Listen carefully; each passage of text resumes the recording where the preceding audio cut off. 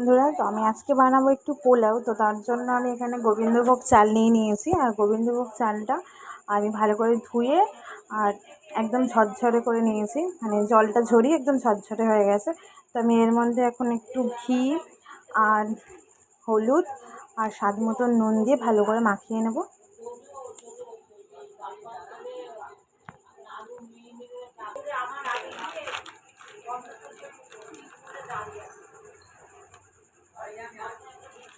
তো আমি এর মধ্যে দিয়ে দিলাম হলুদ, এবার দিয়ে দেবো নুন,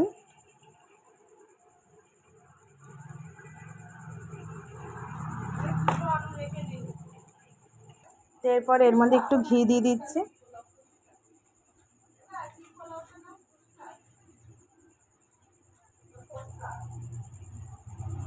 ভালো করে মাখিয়ে নিই এটাকে।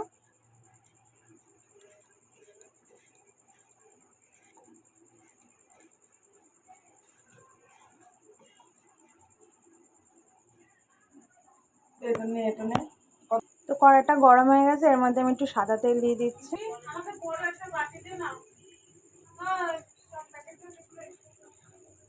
আর একটু ঘি দিয়ে দিচ্ছি এর মধ্যে।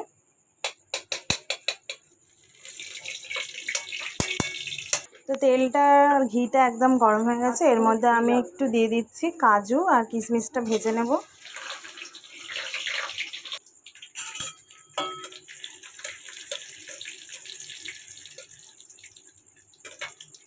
তো আমার কাজুগুলো আর কিশমিশগুলো এখানে আমি ভেজে তুলে নিয়েছি। আর একটু আমি এর মধ্যে ঘি দিয়ে দিয়েছি।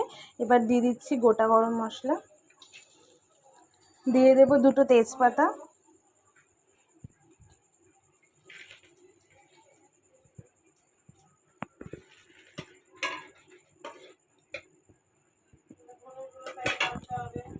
এগুলো ভাজা হয়ে গেছে। এরপর আমি এখানে ঘি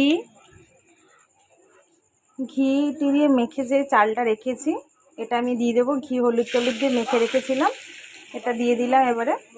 তো এটা দিয়ে একটুখানি ভালো করে ভেজে নিই। তো সবাই তো তোমরা পোলাও রান্না করো, আমি আমার মতন করে করি, তো সেটাই আমি তোমাদের সাথে শেয়ার করলাম।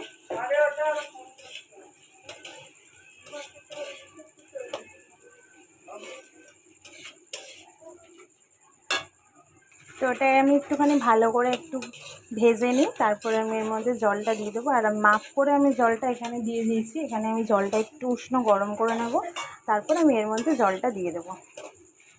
এটা একটু হালকা ভেজে নিই। তো এখানে যে আমি কাজু আর কিশমিশটা ভেজে রেখেছিলাম এটা দিয়ে দিচ্ছি এবারে।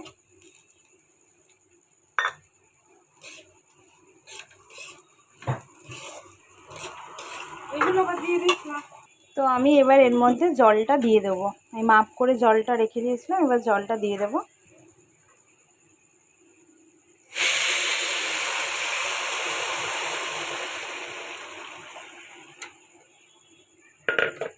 তো আজকে পোলাওর সাথে মাংস করা হবে। তো এখানে মাংসটা ধুয়ে রাখা হয়েছে আর এখানে মশলাগুলো করে রেখে দেওয়া হয়েছে। তো পোলাওটা নামিয়ে তারপরে মাংস বসাবো। তো পোলাওতে আমি আপাতত এখন জল দিয়েছি, ওটা একটু ফুটে যাক তারপরে নামাবো।